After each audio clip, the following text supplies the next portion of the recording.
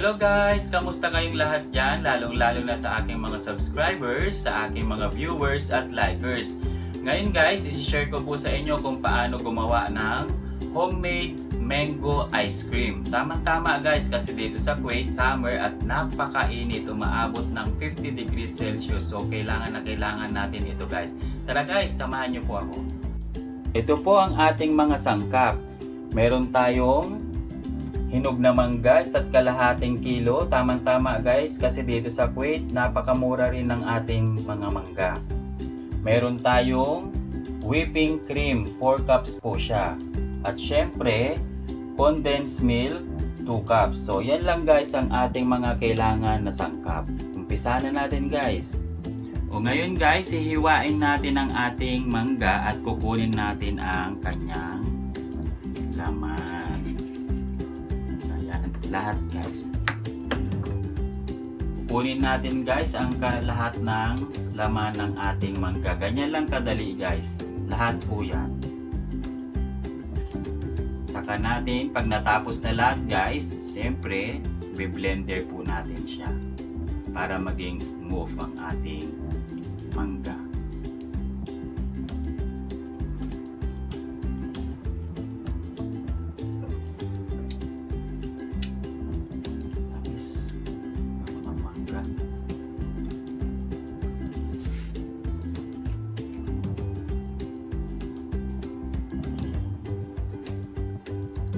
Guys,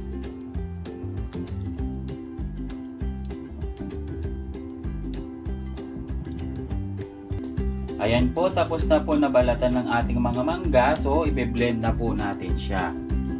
Okay, lalagay natin guys ang ating mangga sa ating blender.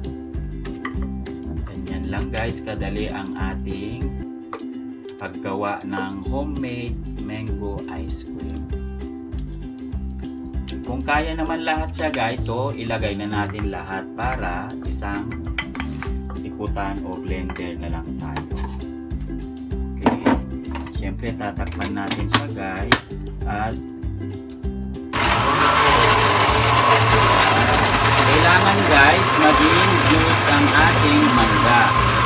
Ayan.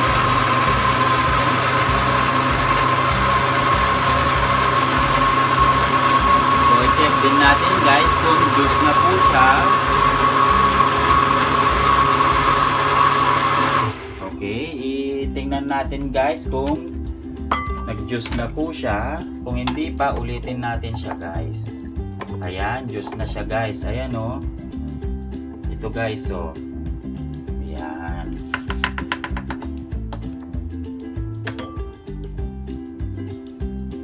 So ngayon po, ililipat na uli natin ang ating mango juice sa ating bowl.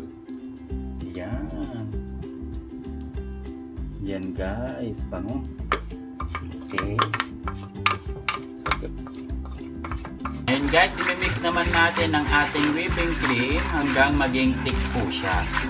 Mix lang po siya natin ng i-mix.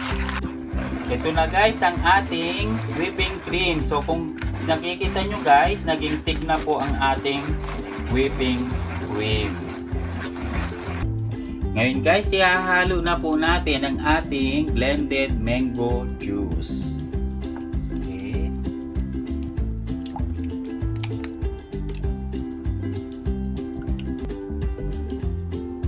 At syempre ang ating condensed milk.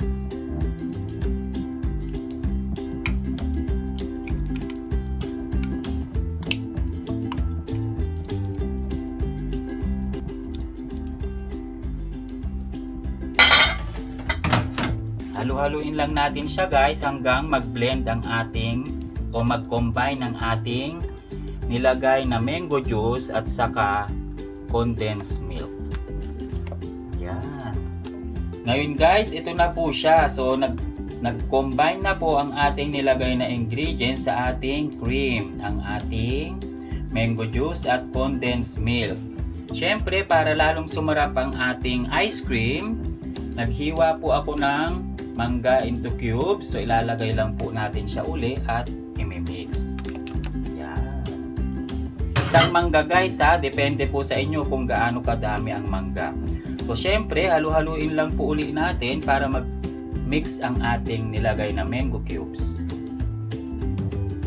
Ayan guys, ready na po ang ating mango ice cream. Yan. So syempre, meron na po tayong container. Lilipat na po natin siya sa ating container.